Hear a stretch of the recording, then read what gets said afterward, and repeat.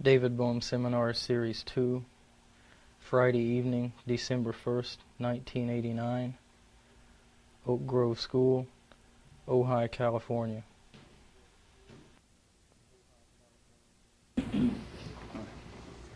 Let's see, this is the fourth year, and this is probably the largest group we've had. Am I audible now? Yes. Not yes or no? Yes. No. Oh, no. Well, shall we do something? Okay. Now,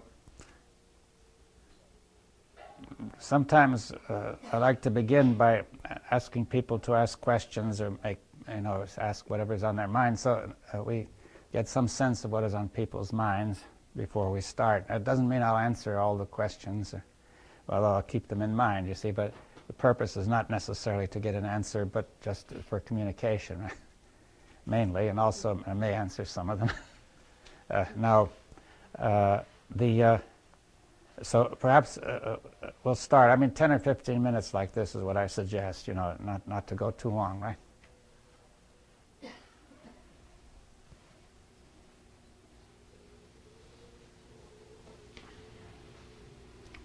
Yes. Is there a difference between the brain and the mind? The brain, is subject to all the chemical reactions and everything in our body. Is there something? Could you speak up, please? Oh, is there a difference between the brain and the mind? The brain, is subject to all our chemical reactions and everything. Is there something other than that? Yes.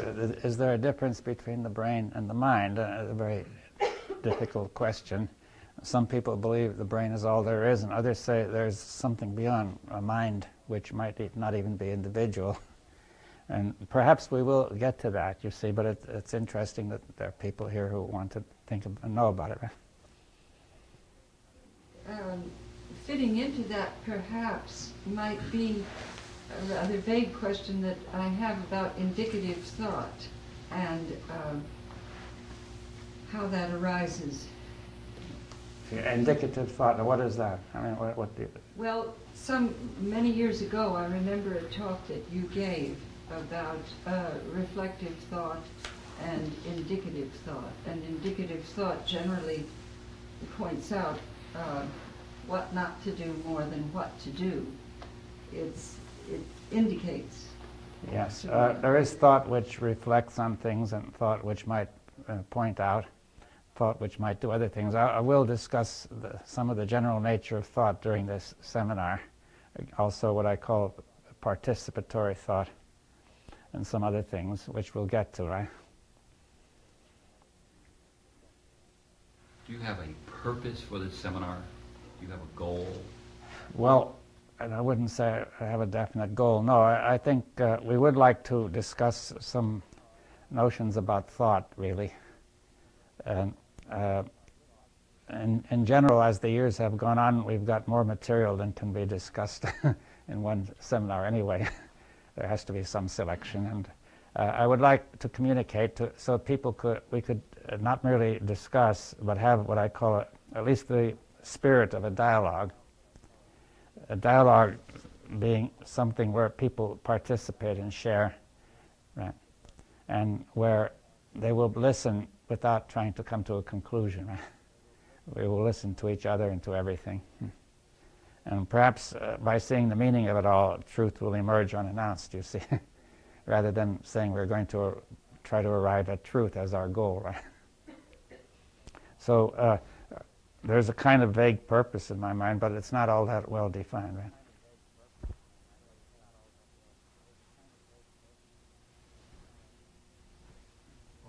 What is the difference between thinking and thought? Yes, the difference between thinking and thought. We will discuss that.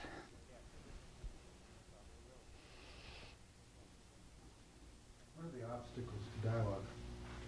Yes, well, we'll discuss that too maybe later on, but the obstacles to dialogue are really people holding to fixed opinions and defending them, you see, and also the belief, each person believing that he's got truth and so on. And those are some of the obstacles. But we'll go into that.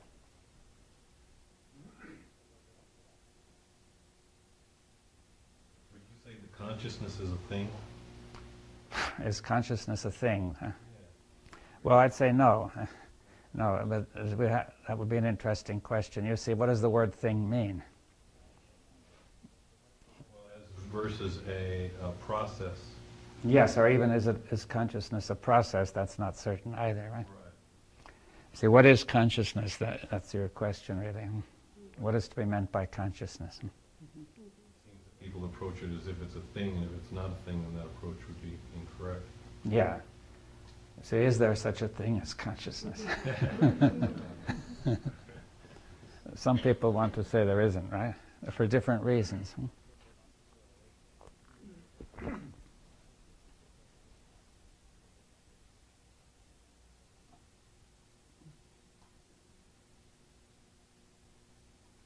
Look at what is going on in the world, especially the quick transformations between the two superpowers and our relationship to that. Yes, what's going on in the world? Well, we'll discuss that too. I mean, I'm not sure how much attention we can say about this transformation and the superpowers right now, but we will, several questions we want to go into.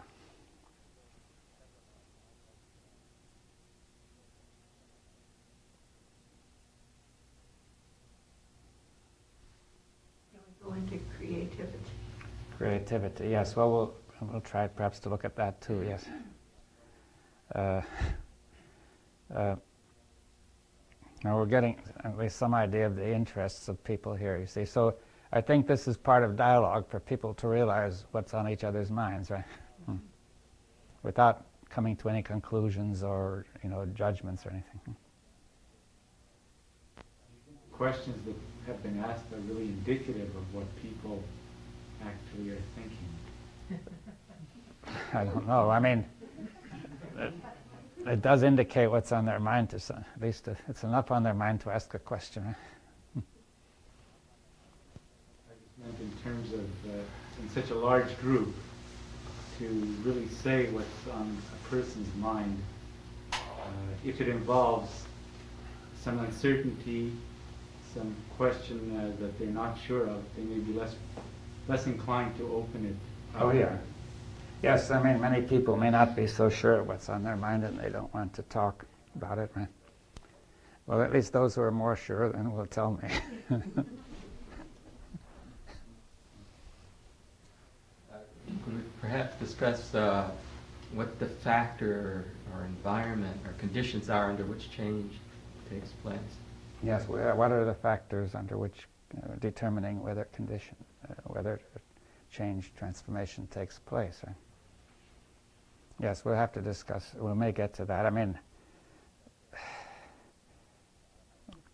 I would change the question to what are the factors preventing transformation? Yes, and when they are not present, then I say that will be transformation.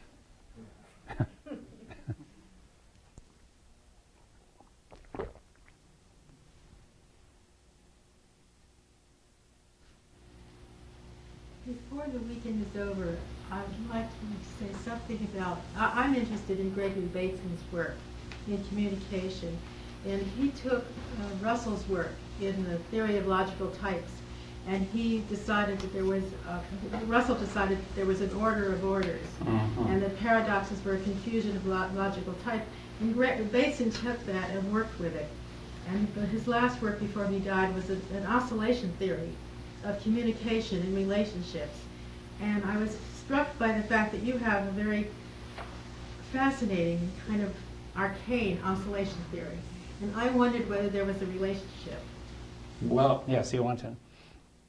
No, I don't know if there is one. You see, I've only studied Bateson in a very limited way, so I couldn't say. But maybe the question, if you notice one, we could bring it up.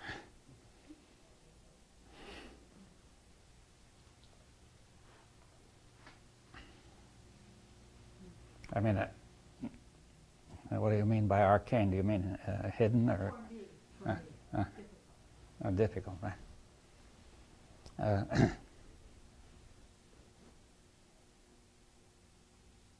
Anybody else? I'm thinking of a question I had as a young child that was never answered, and I still wonder about it some decades later. Is there a difference in the way individuals experience thought, their own internal process? Do some people think in words, and some people think in pictures, and some people have imagination and others have none? Does it differ from individual to individual? Does that have something to do with why people behave so differently? Is there a difference in the way people think? Well, yes, well, we could perhaps come to that. Perhaps fundamentally not, but there may be a difference in what people emphasize in their thinking. Some are more on one side, some are more on the other.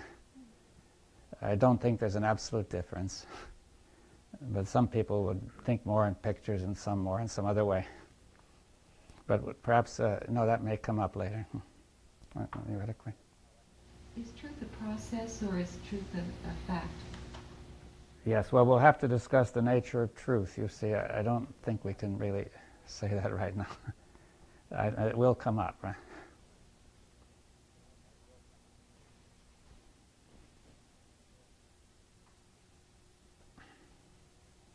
No. Is there any more? We could have one or two more, and then. Could we discuss the process of thought going into feeling and then back into thought, and in a sense getting rid of the bad thought of anger, fear, or the emotion that one's aware of? Yes, we will discuss the relationship of thought and feeling and all that, yes. But this brings a question for me, and is there a difference between emotion and feeling? Is there a difference between emotion and feeling? Yes, well, that depends on how you use the language, right? But we'll discuss thought, emotion, feeling, physical sensations, various things that are related, right?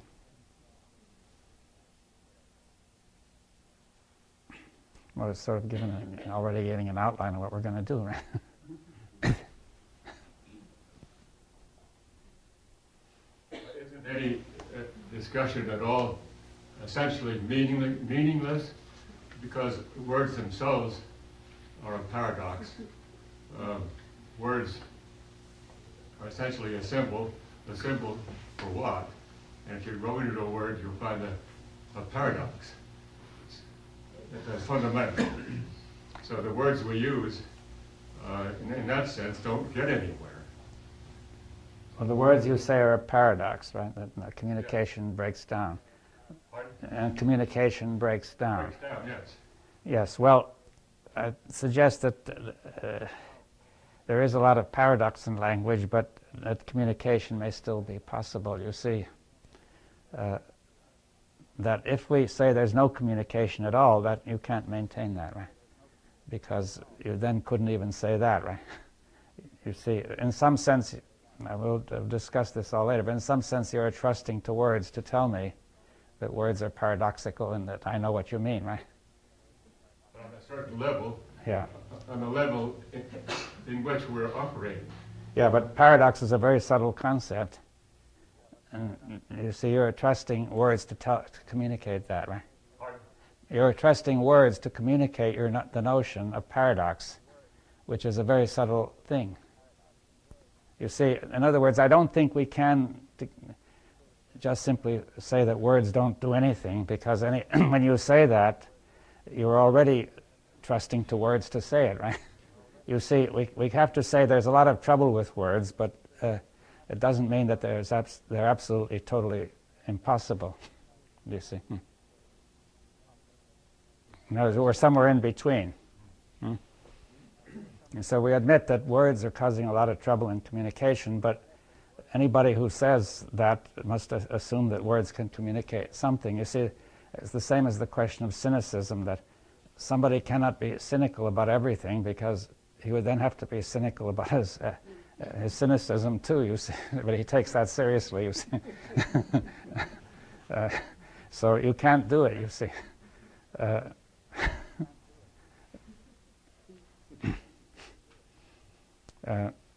Right, well, I think there's room for just one more question.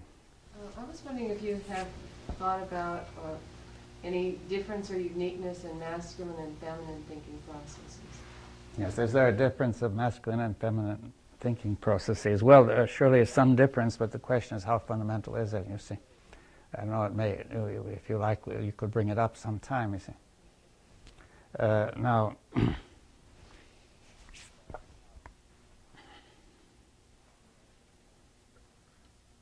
right. Unless somebody has another question he really wants. Well, I'm interested in the movement, the negation. And does it have its own movement? Does negation have its own movement? Now, what does that mean? Well, it seems, negation seems so dead, or, you know, is there,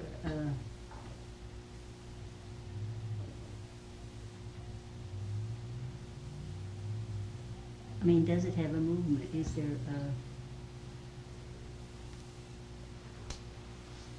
I mean, are you alive when you're in negation? Oh, yeah. No, isn't it? Well, but surely negation is a part of the whole process, because if things are wrong, if you think they're wrong, then you negate them. You say that they're confused or wrong, or it's part of the whole process of thought is negation, right? Negation and positivism. Yeah, they're both two sides of it. I guess I mean like electricity. Yeah, well, but negation is one side of thought, and assertion, positing is the other, right? To posit and to negate, right? To posit means to put forth, and to negate means to oppose, right? And both are necessary as part of the movement of thought, right? Right. All right. Well, I think then that's about it. It doesn't. We've got most of the questions that people feel, and now you may have gathered already that we're going to be discussing thought. You see, so many of you have been here before, anyway. Know that.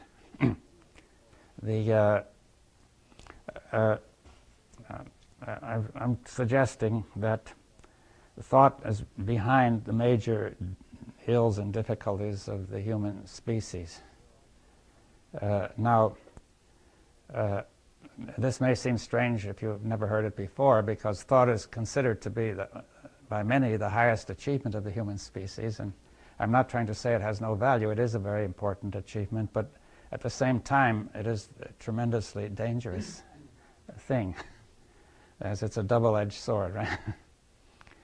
Now,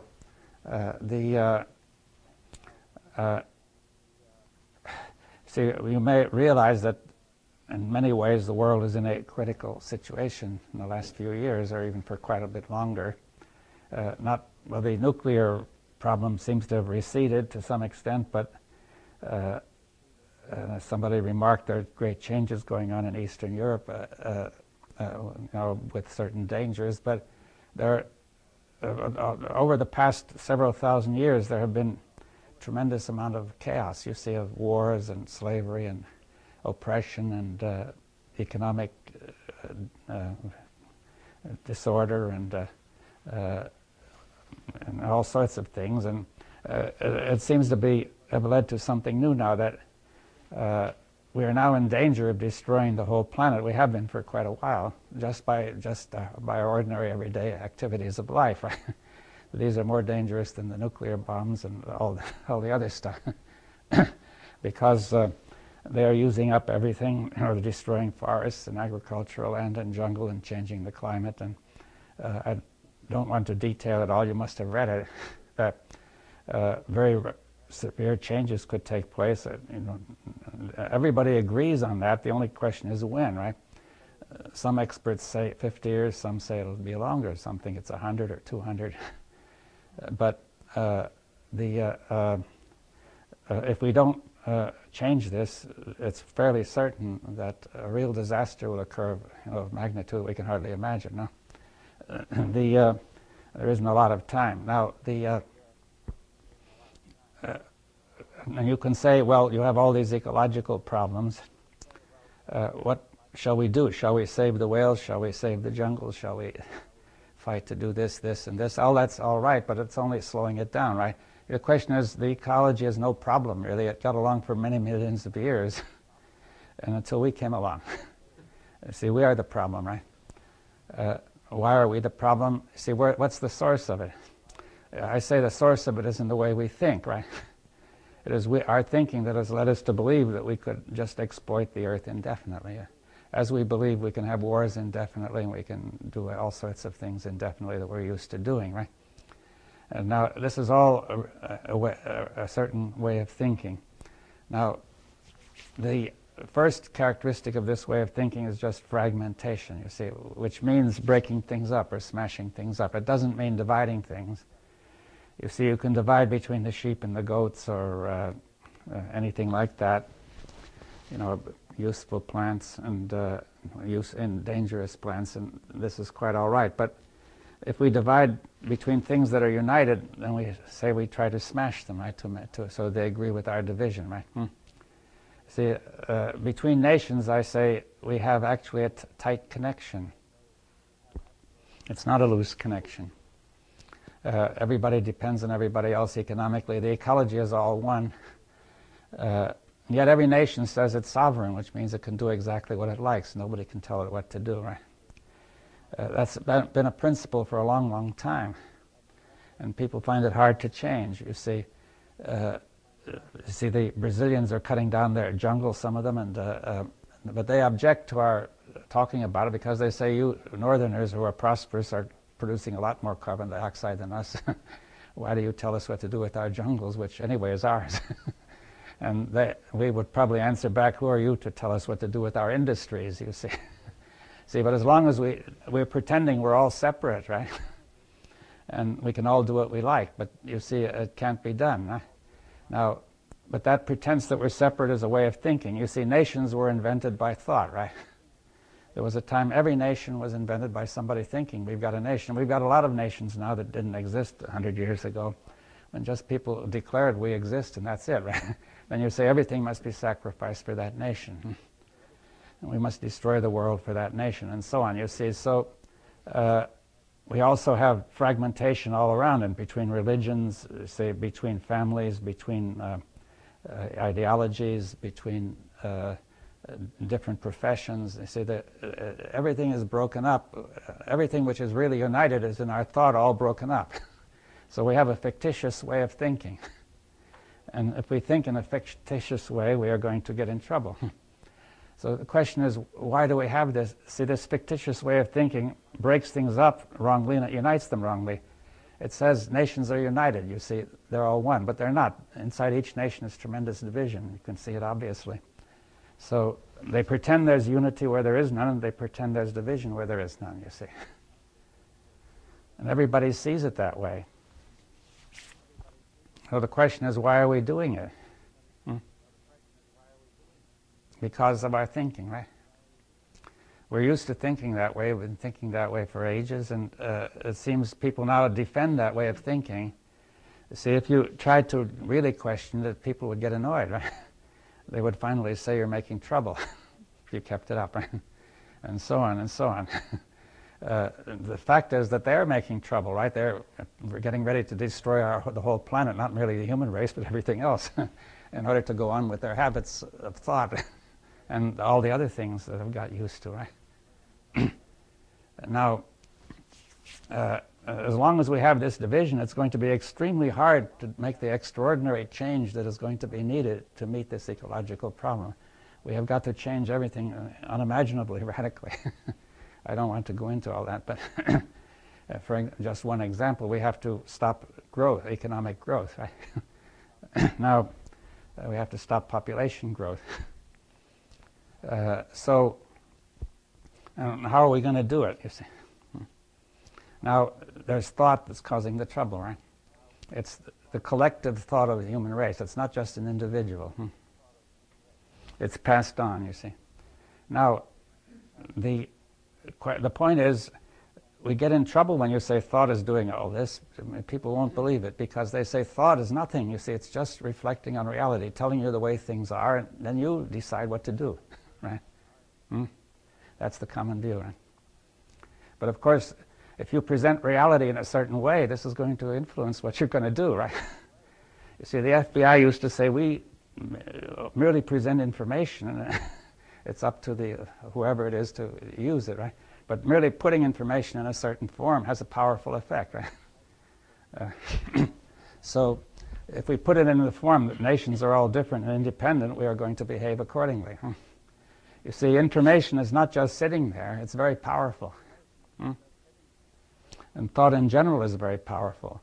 It has produced everything. You see, it's produced this building, it's produced cities, it's produced farmland, it's produced industry, it's produced governments, it's produced religions, it's produced schools, it's produced technology and science. It's produced almost everything you see. It's almost impossible now to find a part of the world that was not influenced by thought. And there's hardly a part so wild, right? But thought doesn't want to acknowledge this. The whole process of thought, whatever it is set up to say, I'm not doing it. You see, I didn't do it, right? Right? It's just there. And there it is, a problem, the ecological problem, right? And I've got to think about it some more. Right? So I'll think about it, saying, well, we've got to stop cutting down those trees. We've got to stop killing the whales and whatever. So we've got to stop producing all that carbon dioxide. We've got to do all sorts of things. And the thought also says we have got to have more fuel. We've got to have a higher standard of living. But we've got to produce more industry. And says we cannot possibly get rid of growth, right? So it's impossible. You see, so the question is, it's got to stop sometime. You see, if it grows 2.5% per year, it will grow 10 times in 100 years, 10,000 million times in 1,000 years. So it'll really crush everything. Sometime it's got to stop. You see, so nobody has ever thought about that, right? A few, right? You see, so thought says we've got to grow, and thought says we've got to get rid of the consequences of growth, you see. We've got, it's incoherent, you see. It says we've got to grow without these consequences.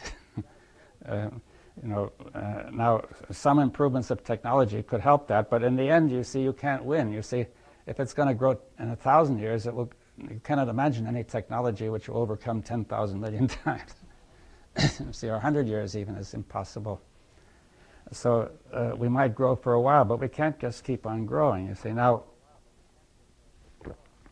so thought is constantly producing consequences and saying, I didn't do it, and says, I've got to overcome the consequences. So that's incoherent, right? It means you produce results you don't intend. You also start deceiving yourself. In order to avoid facing the issue.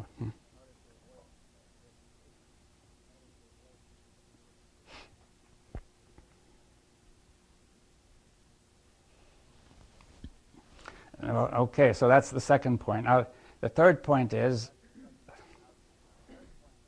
that we have produced so many things, thought has produced so many things of all kinds that would be very hard to change. We say all these industrial arrangements, all this trade, right? Our cities, our electricity, it's all there, you see. We can't change it, right? So we've got to go on with it.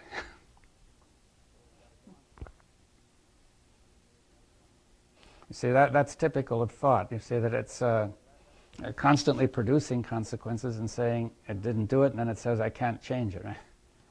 It's too difficult. Now, what are we going to do with that, you see?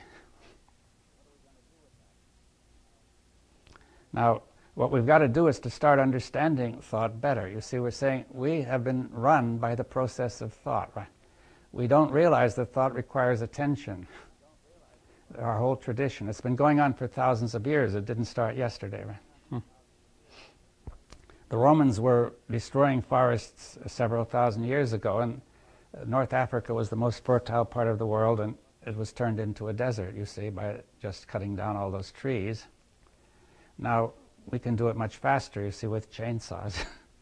we can produce deserts at a greater rate, but you see, technology is not the answer, because technology will do whatever thought tells us we want to do, right, or we've got to do.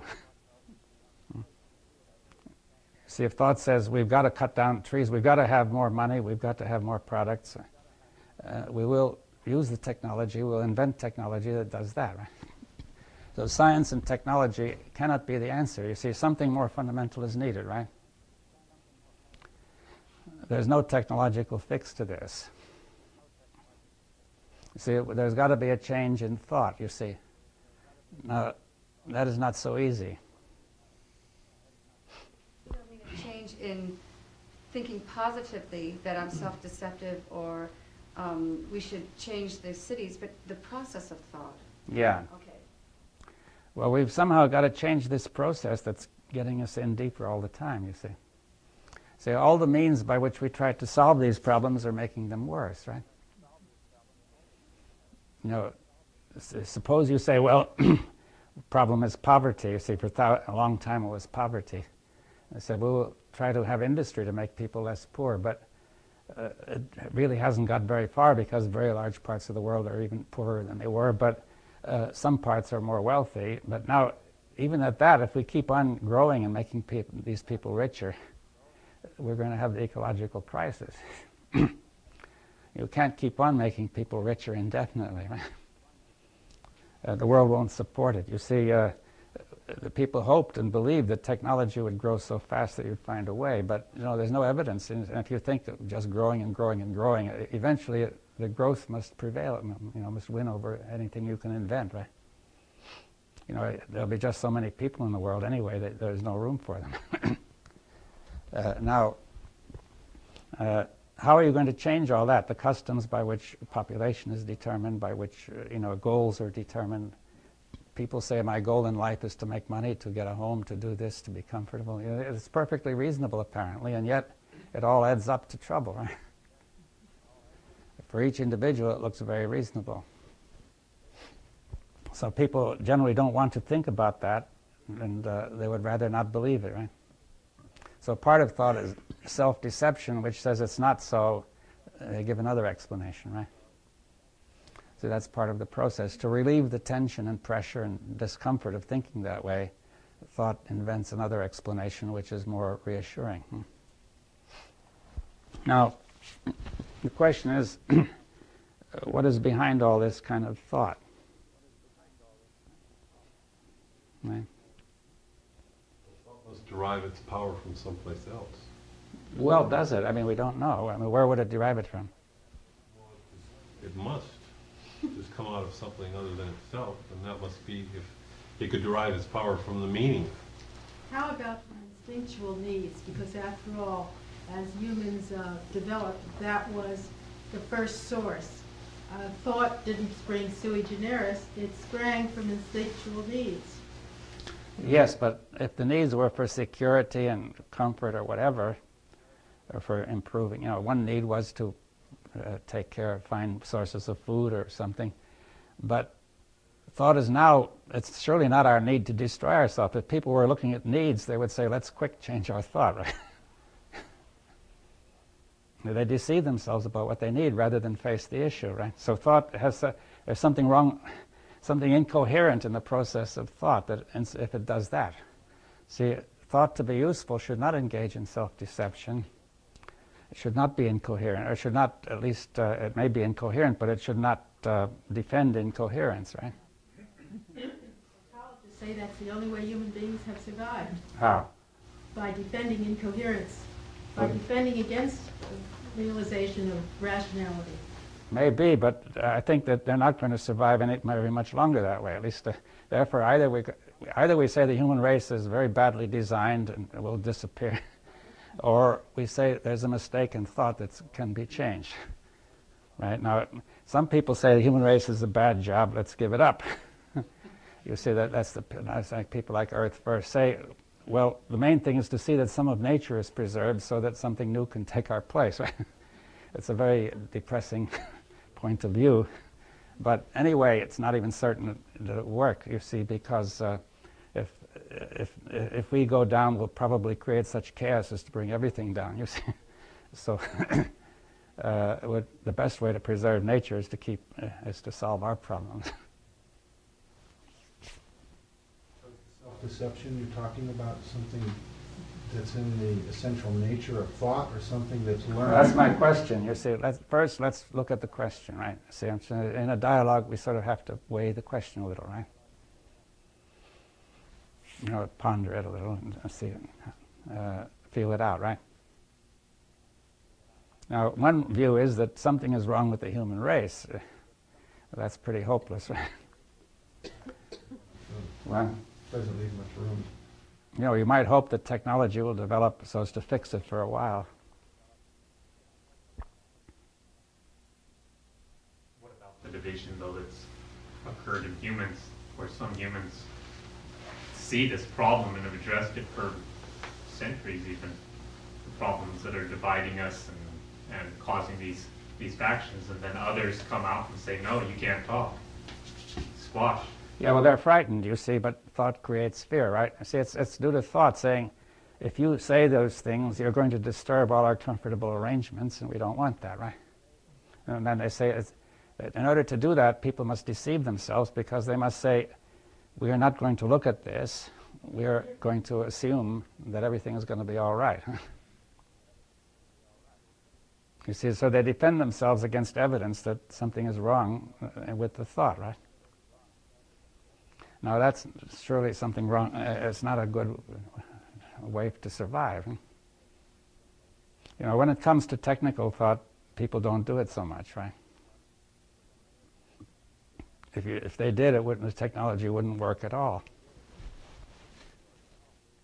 They do it to some extent. For example, people who run nuclear plants have been accused of covering up weaknesses in what they're doing, right? Or not really covering it up, but in believing they're cover up, right?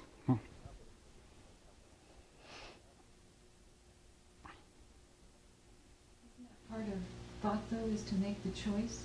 And how do you choose rather than deceiving? Mm-hmm. Yes, well, how will you make a choice, you see, if you're not clear?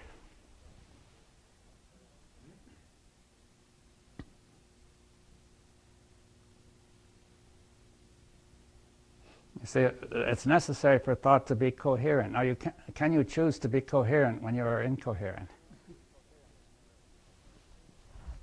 See, because we don't know why we're incoherent, right? I mean, nobody wants to be incoherent. Or at least I don't know of anybody. Are you saying over time we've created a structure in thought that now is really, it makes it very possible to be self-deceptive and incoherent and to have it seem to be quite reasonable? We've created a kind of structuring of thought? Yeah. Well, something like that has happened. You see, the thought about religion is not coherent. You see, people will not listen. No two religions have ever managed to really have a dialogue, right? In which they would really listen to each other's assumptions. Even the religion has come out of the previous incoherence of understanding. Yeah, but even religions that are very close, different branches of the same one, you see. Now, between nations, it's very hard to get coherent thought, right? Or between ideologies, or whenever anybody's interest or self-interest is involved, right?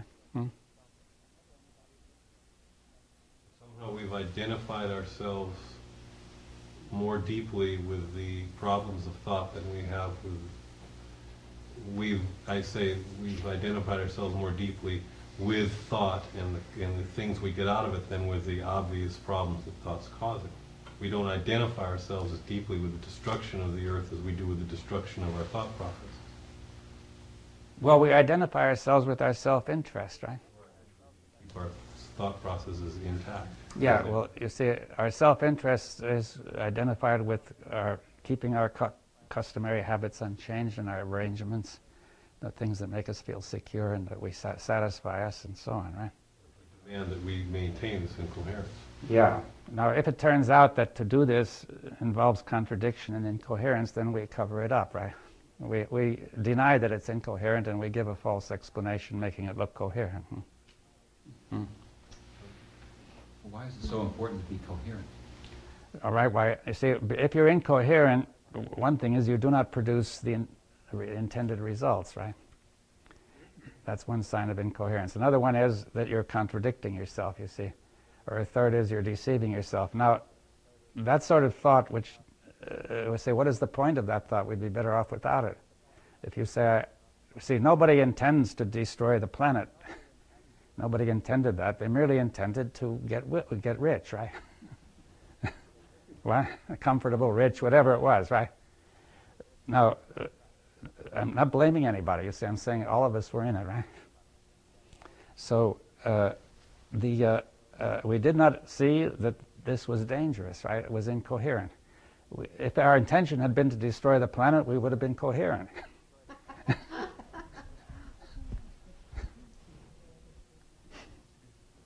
Isn't part of the problem that we're so accustomed to being led that we don't know how to start on our own afresh with leading ourselves in the right direction? Yeah, but no, who's leading whom, you see? But suddenly one sees that thought is the culprit. And yet I'm living in a nation very comfortably, and I want to change my affiliation with the ignorance of collective thinking. And suddenly I'm alone, stranded perhaps. Suddenly there's a fear that could come about that isn't even necessarily the fear I see in understanding thought. It may be still involved in understanding. See, fear and thought are closely connected. We really have to go into that later, right? And see, one of our assumptions is that thought is one thing and fear is another, pleasure is another, anger is another, and so on, right? Yeah, all the emotions, and also the general stress in the body is another. The tensions and stresses. And what's going on in society is something else again, right? You see, that's fragmentation. Now, thought traditionally over thousands of years has conditioned us to believe in that, right? Now, therefore, if you see fear, you say, well, that's not thought, right? But I suggest it may still be thought. It seems that we have to have some faith that there's enough time for us left to do this change in our thinking, and it seems that maybe we're just, when you mentioned Earth First, it seems like their idea is that, or I would translate it to be like that thought is making us think that we're so important above all the other species that that we'll be trying to solve these problems, that there won't be enough time and everything will be gone, us and everything else.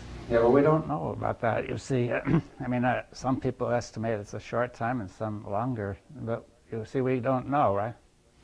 Yeah, I guess what I'm asking is, I wonder if thought is making us just think that we're just the most important species. Yes, it's doing that too, yes. Well, but in some sense we are, because we're able to destroy the whole thing. At least we're the key to it, right?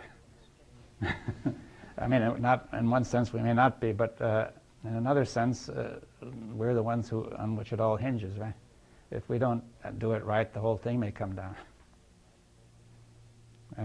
Now, It's kind of like a short-term view, isn't it? What? Well, the whole thing may come down. Well, no, it may revive again later, clearly. The Earth's been around for 4 billion Yeah. years. It will come back probably, and very probably, right? In some other way. The question that's coming up for me is, how can we think ourselves how can we use thought to get ourselves out of thought? But we may have to still. You see, we're not trying to say that thought is entirely vicious or wrong, or thought is a mixture. It's in between. It's doing all these wrong things, and it's also capable of all sorts of other things. We may need something more than thought as well, but we may have to also have clear thought, right? About thought. That's one of the things we're coming to. You see, we're thinking about all sorts of things, but we have never said that it's very important to think clearly about thought. This may be the first step. Isn't thought the product of memory? And isn't memory the result of millions of years of conditioning, like a program in a computer? So I always thought on that basis able to do anything but mix the furniture around, just change the elements of the memory. Yes, you can raise that question. It's an interesting one, you see, but you see, we're in danger of painting ourselves into a corner by saying thought is all bad, right? You see, if you say thought is all bad, then we need something beside thought, right? But then how are you going to get it? You see, thought will never give it to you, and you will hope for a miracle, right? Is there anything else but this conditioning? Isn't it? But suppose I say there is, that's still thought. You see, I can say anything, right? I can say there's a great, glorious thing which we can all, which will solve all our problems, right? Yeah. But it's still thought. So we have got to do something else, you see. Isn't, you know, the only real problem in thought, the notion within thought that there's somebody who's thinking? Well, that is so, but that's quite hard to get at because it seems so obvious that there is. You see, I hope we can get to that. You see, but we raised the question that thought is memory, right? Now, you see, that's an interesting point, you see, which may be a clue. That I want to distinguish between thinking and thought. Now, thinking is an active process, I say, which is actually going on. The word ing at the end, the syllable ing suggests something active. And thought is the past. So when you say, when we have been thinking, we then suppose it all vanishes. And, you know, as thinking tells you what's right, you know, what the way things really are, and then you decide what to do, and you do it, and then it's all gone. But in fact, I say thinking becomes thought, right? It goes on to a program. What you have been thinking, especially the conclusions and the assumptions, the general things like that, go onto a program. You see, if you've been thinking that people of that category are bad, it becomes a program, and you see them as bad, you'll respond immediately, right? If you tell your children that, that's the way they're going to behave automatically, right? It's the memory springs into action like a program. You don't have time to see it happening, and you think that's just the reality and the truth. Now, we need that because if you're going to drive a car, you have to do a lot of thought enters in. You learn all sorts of things that you ought to be doing. It becomes part of your program, right? So that you can respond immediately rather than have to think. You see, if you took time to think the response, it would be too late. So you need this possibility of making thought a program, in all sorts of ways, right? Yet it's dangerous, because this program, when you don't notice it, can spring into action and tell you these people are bad, I must kill such and such a person. Under such conditions I must kill, under such conditions I must do this, I must do that. You know, I'm this sort of person, they're that sort of person, we'll never meet, and so on. You see, thought can tell you all that like a program so that you see it that way. Is that clear? It affects your perception. It affects your whole attitude. It affects your adrenaline. You see, if for example, you're in a dark place and people have said there's assailants in this neighborhood, and you see a shadow, your thought immediately makes you jump, right? The fact that you know there is, if you didn't think there were any assailants, you would say nothing, right? So, or if you look again and see it's a shadow, it's all gone, you see. So thought, which is programmed from what people have said and what you've thought, what you've been thinking, acts immediately. It acts immediately in millions of ways. And this has been going on collectively as well as individually for ages, you see, and it's building up, as you remarked. It makes robots out of all of this. It makes us at least have a lot of robotic characteristics, right? And we may not be It's almost total, isn't it? Well, if we say we have to be careful. If we don't know that it's true, we be careful not to say it, because that thought itself will make a robot out of us, do you see? That thought, a robot, you see, that thought will say, we are nothing but robots, and then we will be robots, right? You see, you have to watch out that the very thought we are using in this minute is very crucial. It may be the thought that's doing the whole thing, right? All words are a limitation in a sense. So. Well, but once again, if you say all words, we just better keep silent. You see, and then when we keep silent, we don't solve the problem either. You see, that's a way of using language which makes trouble. You see, the word all must be used very carefully because it is one of the most powerful programming words there is. Like all, you know, I don't know, you see, they're all of those people are that way, you know. It's forever, you'll be that way forever, you see, and so on. That has a tremendously powerful programming effect, right? So that means we must watch this language and say, generally speaking, there are times when we should use the word all, but we have to be careful, right? It can be a very powerful programming word. You see, so we have this thought, and we're saying the thought acts like a program. You have thinking and thought, right? Thinking is a bit more active because when you're thinking, you can detect incoherence sometimes, right? You can detect there's something wrong with what I'm thinking. But thought works so fast you can't do that. You see, so how do you detect that? You get a feeling, a sense something is wrong. You see, you require sensitivity to that, right? Now that sensitivity is crucial, and we won't have time for this evening, but I think society systematically destroys it in order to avoid being upset, right? I would rather have people not noticing incoherence because then you don't upset the apple cart too much. You see, so therefore we have learned to sort of cover that up. Now, but let's say we have this sensitivity which is very subtle, which can show us incoherence in our thought.